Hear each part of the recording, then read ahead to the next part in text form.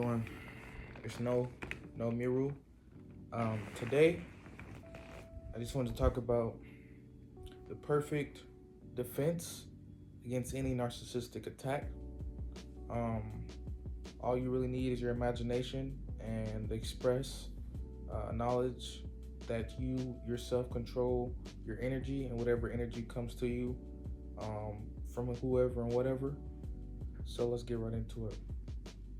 Basically, whenever you're in a narcissistic environment, a toxic environment, and you have someone, most likely the best thing they can do is send their voice, their sound to you, and put energy within that sticks to you and stagnates you and gets you stuck.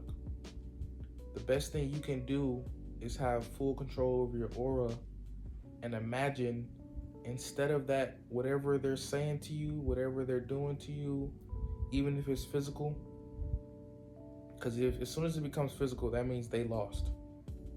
Let me repeat that. Whenever it gets to a physical point, that means whether you get physical with them or they get physical with you, that means whoever got physical first, they lost. So when they get physical with you, then they lose, and it's over from that point. But it usually doesn't get to that point. So when they use their sound power and send it your way via narcissistic insults and everything else, gaslighting and whatnot, you want to imagine that with your right hand, this is the one that you use to push and send out energy.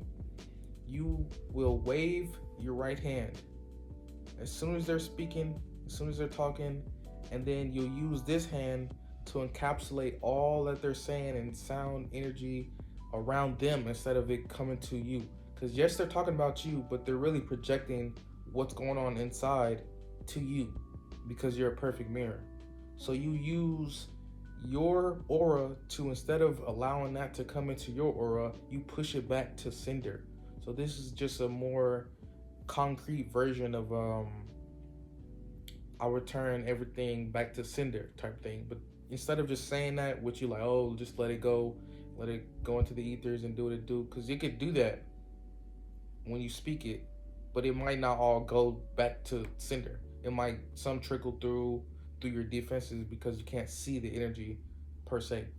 So you should be energetically sensitive to this point where you realize and feel it.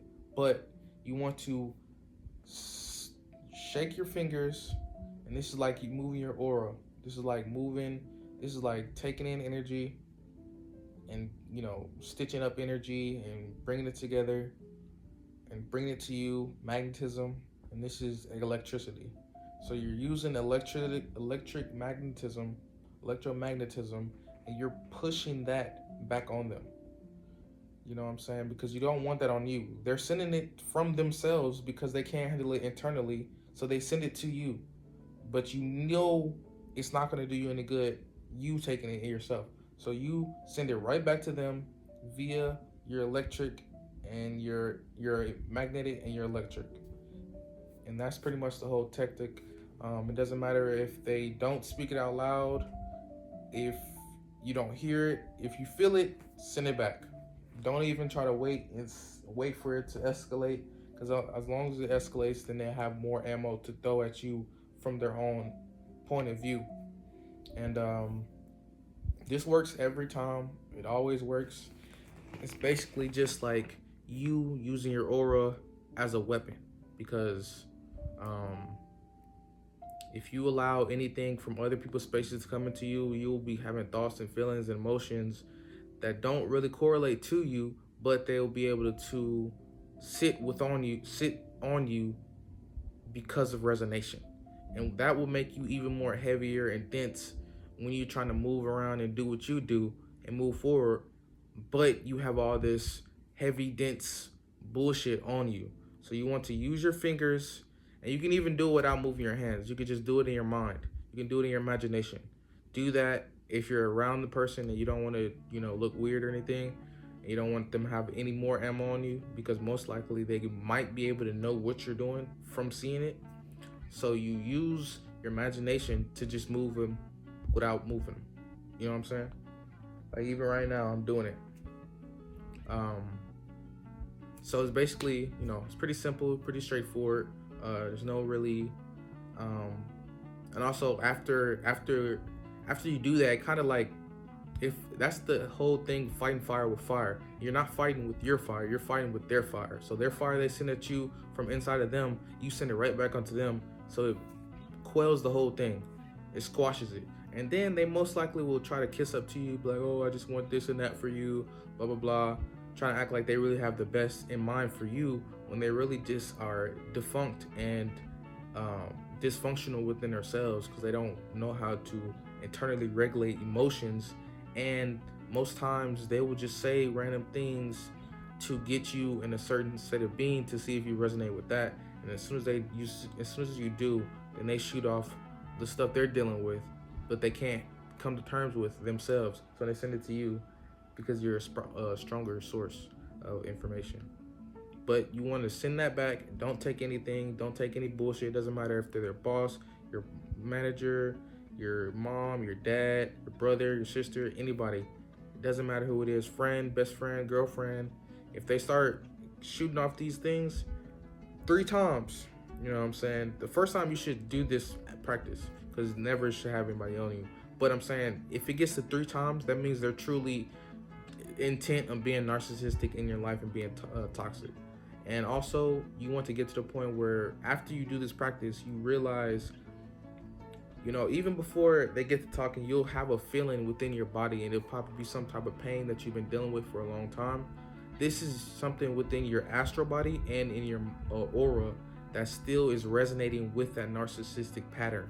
Even now, I'm having that pain in my body because I'm talking about the energy, and so it's trying to come coagulate again, and I just push it back to sender, close up, seal up, you know what I'm saying, get it back where it's supposed to be, with strength and power and coherence. You don't want to keep this stuff in your aura, because this means that will always have a weight around you, and you always, whenever you want to move around and go do what you want to do, you always feel like you really can't do it. Like you always feel like there's something stopping you, there's some type of blockage or something like that. And it's just these narcissistic, you know what I'm saying, the residue of the narcissistic nexus on you. And you don't want any of that bullshit on you. You don't want to deal with it. You know what I'm saying? You probably at this point, if you're watching this video, you've been dealing with it for a long time, and your aura, your morphogenic field has finally brought you the solution. Maybe you had already figured it out. Maybe you've already been doing it. But you just needed clarity, confirmation, and just recalibration, truthfully. With that being said, that's the end of the video.